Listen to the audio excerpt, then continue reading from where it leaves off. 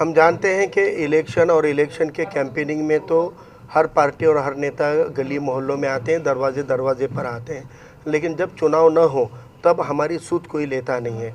लेकिन जब जब भी कोई बाढ़ आई या कोई समस्या रही तो वंचित बहुजन आघाड़ी ने उन बस्तियों में जाकर बात करने की, लोगों के मसले हल करने की हमेशा कोशिश की है।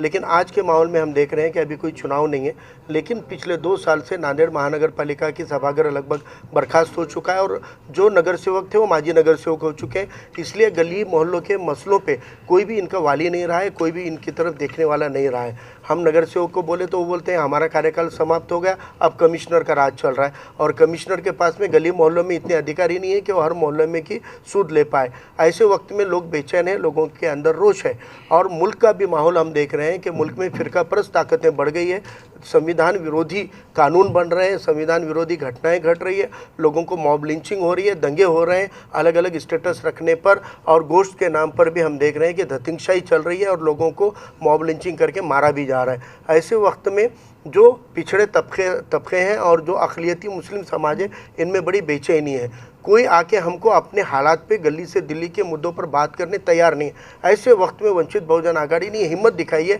कि वो नांदेड़ शहर के खड़गपुरा से लेकर हतई तक और हतई से लेकर मदीना नगर, बिलाल नगर और टायर बोर्ड तक, ये पहले फेज़ में हमने ये बस्तियों के अंदर जन संवाद यात्रा रखी है। हम आपके मोहल्ले में आ रहे हैं आपसे बात करने के लिए, आपके हाल जानने के लिए, और गली से दिल्ली तक जो भी हालात है, जो भी आपके ख़यालात है, जो भी आपके तासुरात है, वो हम सुनेंगे भी और आपके सवालों के इंशाल्लाह जवाब भी देंगे। मेरे नांदेड़ की आवाम से अपील है कि कब तक हम इन सरमायादार सियासतदानों से डर कर रहेंगे या उनसे दब कर रहेंगे। हमको खुलकर अपनी बात को रखना पड़ेगा। हमने हिम्मत की है आप तक आने की, हम हिम्मत कर रहे हैं आपको बोलता करने की। मेरी आपसे गुजारिश है आप भी बोलिए, मौजूदा हालात पर बोलिए। जो कौमें बोलती नहीं है उनकी आने वाली पीढ़ियों को उनका जुल्म सहने के लिए टारगेट बनते हैं। इसलिए मौजूदा हालात में नांदेड़ की आवाम इस जनसंवाद यात्रा में बड़ी तादाद में शिरकत करेगी, ऐसे हम तवक्को करते हैं। ये जनसंवाद यात्रा आप तक आ रही है आपको मिलने के लिए, आपके हालात को जानने के लिए। हमें उम्मीद है कि आप इसका भरपूर सताइश करेंगे, भरपूर इसका इस्तकबाल करेंगे।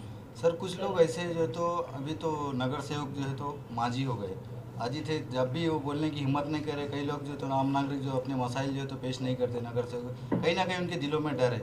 आपको ऐसा लगता है कि वो लोग आपके सामने उनकी शिकायत पेश करें? देखिए, जो नगर सेवक थे अब तो वो रहे नहीं, वो माजी नगर सेवक हो गए हैं, इसलिए अब वो गारूडी के सांप बन गए हैं।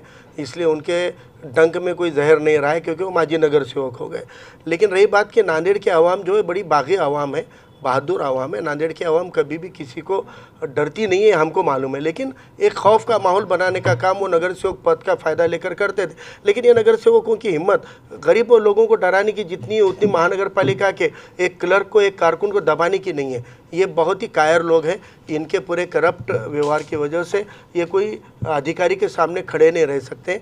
लेकिन आप देखते हैं कि पिछले 15-20 सालों से हमने हमेशा आवाम के लिए निडर होकर, बेखौफ होकर प्रशासन से लड़ने का काम किया है, और आवाम लड़ने वालों का साथ देती है। इसलिए हमें पूरी उम्मीद है कि आवाम बेखौफ होकर हमारे सामने मसले भी रखेगी और इंशाल्लाह इस जनसंवाद यात्रा का भरपूर सताइश करेगी और उसको इस्तकबाल करेगी।